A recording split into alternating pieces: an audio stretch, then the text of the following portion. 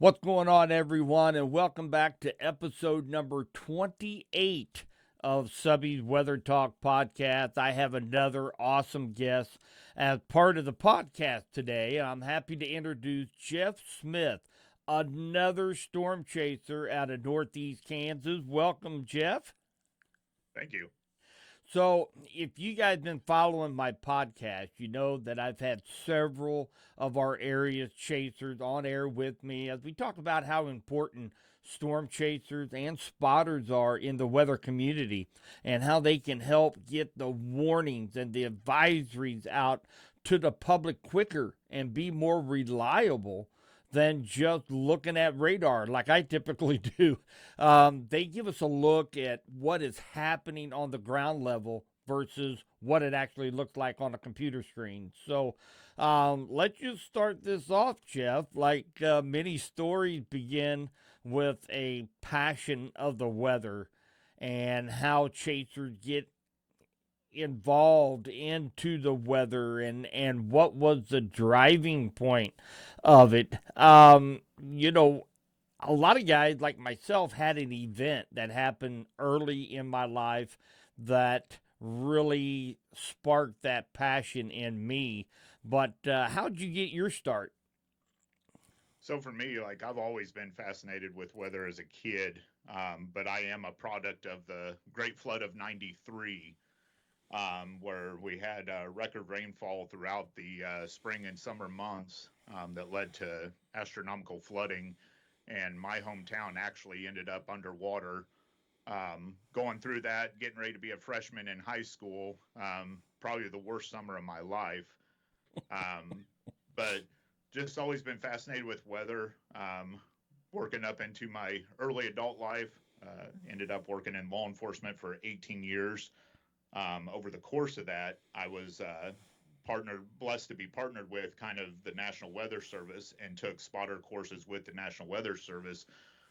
So that anytime, whether I was on duty, off duty, if we had weather events up in my area or in my jurisdiction, I was out spotting and reporting back to the Weather Service. Um, bring things up to speed to current times now. No longer in law enforcement, but just within this last year, I've really started kind of moving over to the whole live streaming aspect of the chasing and putting it out there, kind of bringing it more to the forefront so that people can see it right and readily available, get those warnings out there quicker so they can see firsthand what I'm seeing and what's going on in their area. Sure, and if you, the viewers, if you're viewing this on our video podcast on YouTube, if you look right down at the bottom of the screen on the right hand side, we actually have one of Jace's or Jeff's chases actually on the screen there, kind of showing you the setup where he has a radar depiction down in the bottom right hand corner. He has all of his information along the bottom scroll. And then, of course, he's out there filming what most of us will run away from.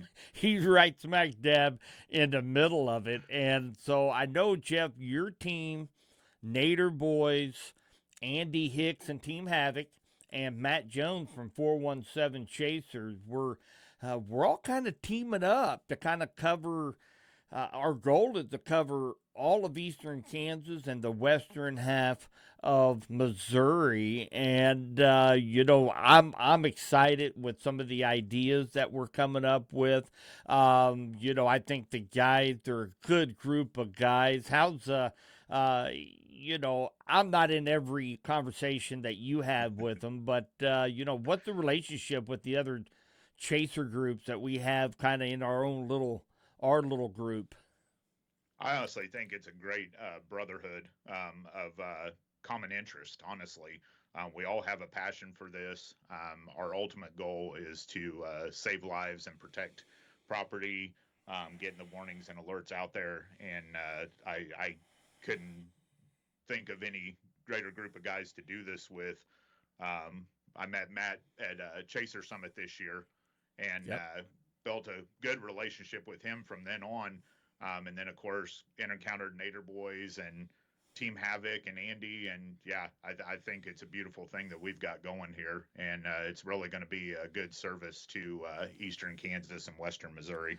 Oh, I do too. And it's so funny how we all come together. Now, Jeff, you and I and one of our new members of Nader Boy, Derek, we work for a nationwide group that we've been in for the last couple years. It just didn't work out Right.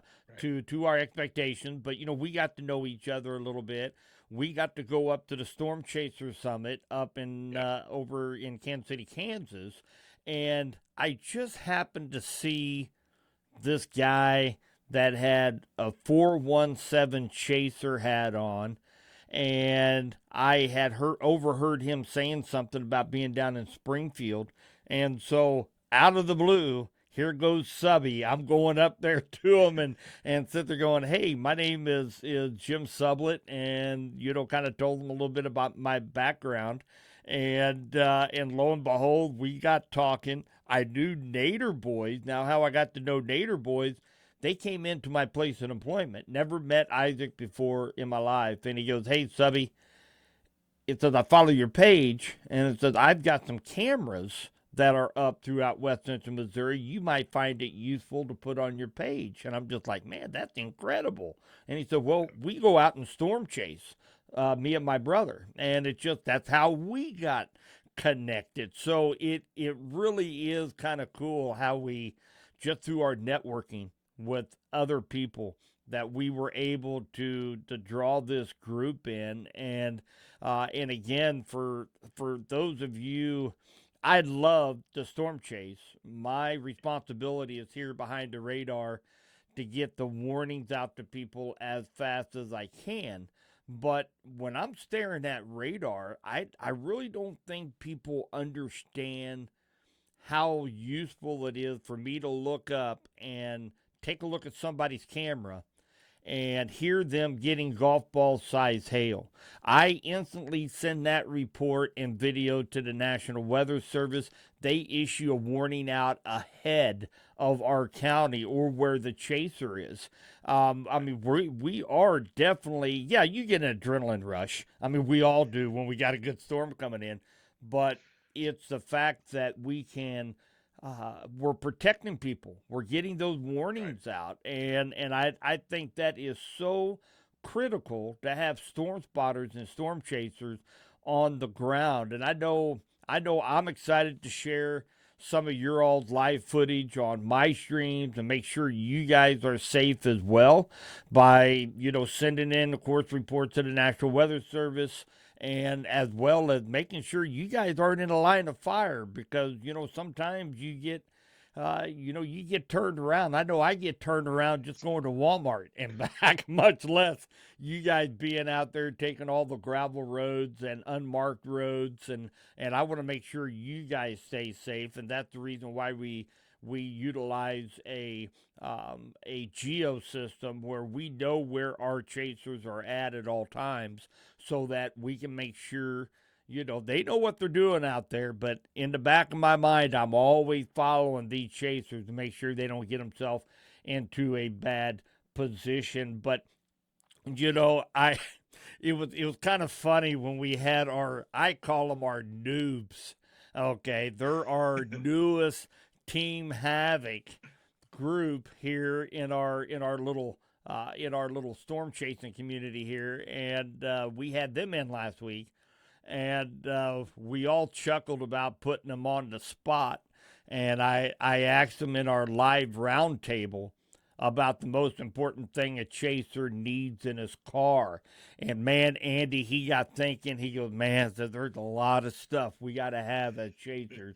I guess toilet paper would be one." Well, he's right. Toilet paper is Yeah. definitely a must out there. So he came up with a good answer. But the number one thing, of course, was snacks. You gotta Yep. have snacks if you're a storm chaser out there, and we all got a pretty good laugh out of that. So, Jeff, tell me about your equipment, your vehicle. What do you chase in, and how you have it all decked out? So, some may be surprised, but I actually chase in my personal vehicle. It's actually a 2017 Chevy Cruze, so it's not like a big modified truck or an SUV or anything like that. Um, but it's a mover. I mean, it gets up and goes when I need it to. Good on gas because obviously we travel quite a bit when we chase. You're never stationary in one little location. You actually put on quite a bit of miles. In my vehicle, I have a four camera system. I have the camera that I use for my feed that viewers are seeing. Um, kind of a My four camera system does interior video, front and rear video of the vehicle. Um, I have a good sized tablet that I do my radar on, and also my maps for my mapping. I have radios and of course my laptop, which controls my stream and everything like that. But I also carry like anemometer. I do have roadside like rescue stuff, things like that in the trunk as needed if I come up on something or somebody needing assistance that I can immediately help with. And then other than that, I keep my good stash of my snacks. Oh, you gotta have your snacks, man. Well, you just touched on a couple things that I want to talk about. You're talking about, good gas mileage. Chasing is such an expensive hobby slash profession. And not only is it expensive, but you're gone all the time. Now I've gotten some feedback from the other chasers, but with you being gone all the time and spending the family's money, how does the wife and family handle all this? Well, honestly, my wife's pretty good about it. She's supportive of it. Kids are supportive of it. My little guy gets a kick out of seeing daddy on TV because when I'm out, mom has the stream up, so he gets a kick out of dad being on TV. Oh, Because of cool. course my wife puts the stream on the big screen, so it's Oh, pretty neat. yeah. But I actually have a little, I guess you could say, personal account set aside that I kind of try to dip into every now and then or support to kind of help with my chases and everything. That way I'm not taken from the family because, yeah, I would probably be in trouble for that one. Well, now, Jeff, I want to ask you if anybody wants to maybe help you out, maybe support you with some of the chases. If you are watching this from our video cast, right down at the bottom of the screen, you see the links to Jeff's Venmo and PayPal and how you can donate. But, Jeff, why don't you tell people out there that are listening to our podcast, how can they help support you?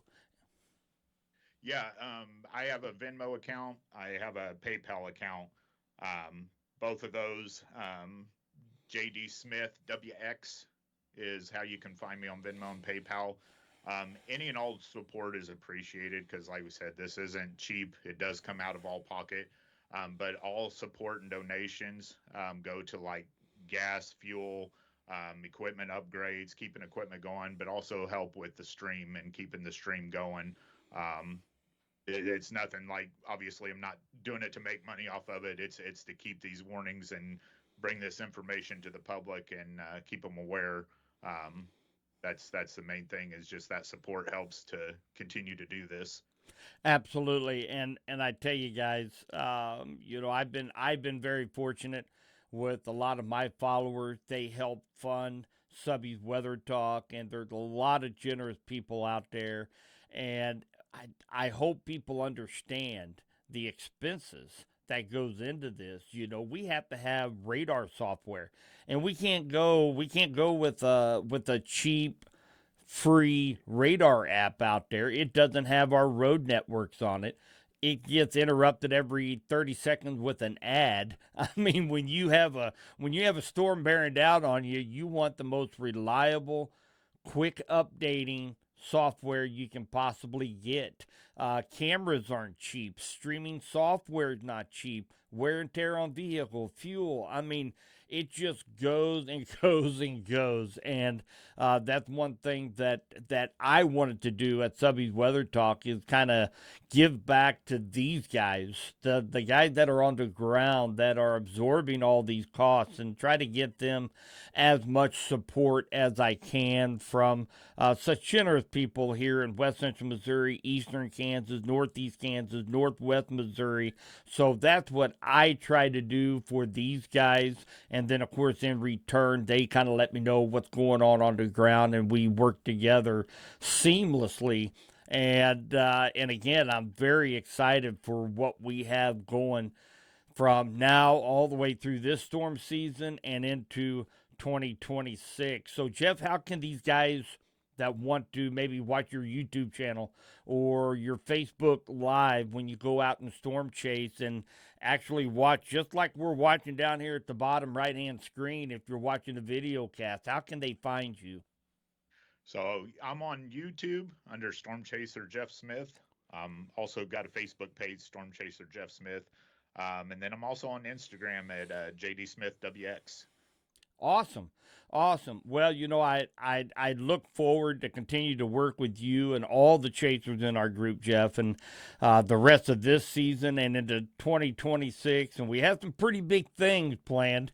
I don't know if it's going to be more than we bit off more than what we can chew, but Right. we're going to try it for the 2025 season, and I'm really excited about making sure that you listeners follow, subscribe, like Jeff's social media platforms and all the chasers so you guys can be notified when he goes live. And of course, I'll be following them through my own live streams as well. So, Jeff, thank you so much for being on here with me this week. I hope we can do it again soon. I hope. Absolutely. All Yeah. right. All right.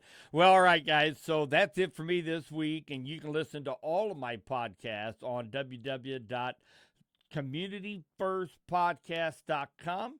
And you can also find them right there on my own website at www.subbysweathertalk.com. And until next time, stay weather savvy, my friends.